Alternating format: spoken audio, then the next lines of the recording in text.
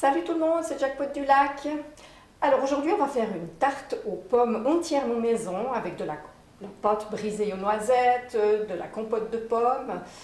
Par contre, je tiens à vous dire que ça a été fait avec mon ancienne caméra. C'est vrai que là, je vous ai montré la semaine passée mon nouveau matériel, mais moi j'enregistre des fois 3 ou 4 vidéos par semaine. Mais je ne veux pas vous bombarder avec 4 vidéos par semaine parce que vous en aurez jusque-là de me voir.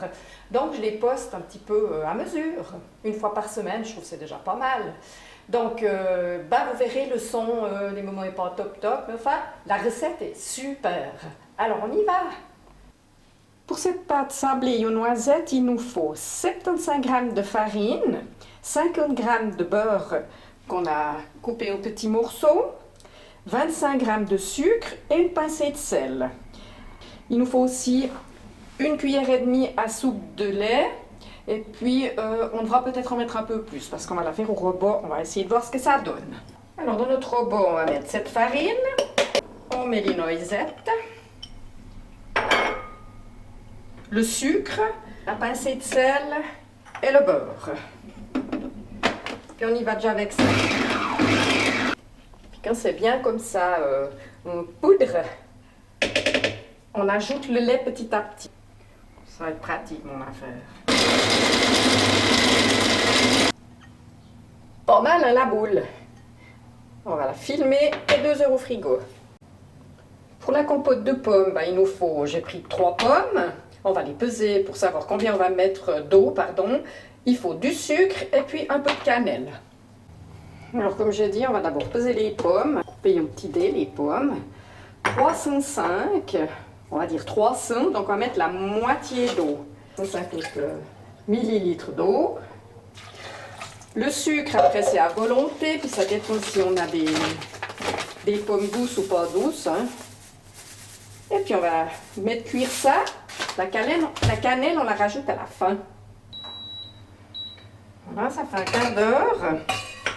Les pommes sont cuites. On va les transvaser comme ceci. Et puis, on va mixer. Puis là, on va rajouter notre cannelle. Ouf. Toujours que je mette à côté. Et on remixe. Voilà, la compote est finie. Maintenant, on va faire notre gâteau aux pommes. Alors, ce qu'il nous faut, c'est une plaque à gâteau avec beurré et fariné. On va étaler notre pâte à gâteau, comme ceci, pour la mettre dedans. Il nous faudra des pommes, du sucre et de la cannelle. Et naturellement, sans oublier notre belle compote de pommes qu'on vient de faire. Vous allez voir, ça va être top. J'étale ma pâte entre 2 papiers sulfurisés. Pendant qu'on fait ça, il faut mettre le four préchauffé à 200 degrés. J'ai mis mon moule comme ça. On retourne et on décolle gentiment. Il faut bien décoller la pâte chaque fois. On tourne, on roule, on décolle, on tourne, on roule, on décolle. Et puis après, on fait comme ça. C'est un peu difficile, hein. C'est pas évident du tout. Bon, alors comme à la première prise, j'ai eu un problème avec ma caméra. J'ai changé de caméra. C'est un autre jour, mais pour que vous puissiez faire la recette avec plaisir sans que ça fasse moche. On a piqué notre pâte qu'on avait abaissée dans la plaque à gâteau et on a mis notre compote de pommes refroidie. Maintenant, on va arranger nos pommes.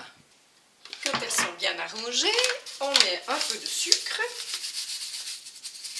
à volonté, un peu de cannelle et on va mettre au four pendant une vingtaine de minutes et contrôler parce qu'après, il faudra couvrir avec un papier d'alu.